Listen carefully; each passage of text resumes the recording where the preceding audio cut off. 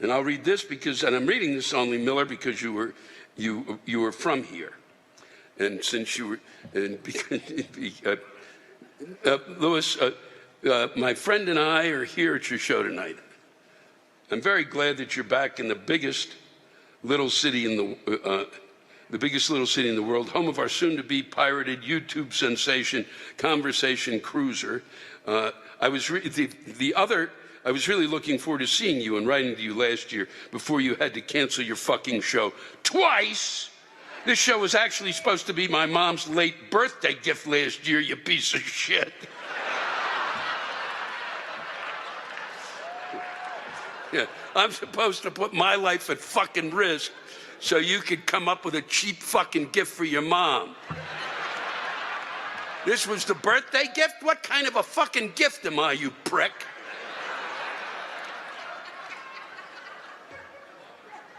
But I don't want this rant to be a fucking cesspool of negativity. Because I want to fill you in on something that I was going to write to you about in November.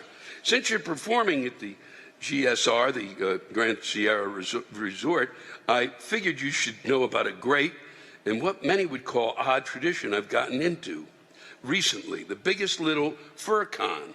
Oh, boy. Yeah. Yep. BLFC is held here annually, and boy, is it an experience. I know, I've seen them from afar. I watched them through glasses, through binoculars. My first exposure was about half a decade ago when my high school had an end-of-the-year party here. What better time to have a high school party in the middle of a fucking furry convention? I thought nothing of it at the time, but my mom, who's also here tonight, seemed to figure out quickly what was going on. I will forever remember this famous quote from her after that night. I'll bet there's a bunch of kids at the arcade here who are going to get a talk that they hadn't bargained for. I thought fondly of that when I attended last October. And yes, I consider myself a furry. Oh, boy. But I'm only in it for the suiting.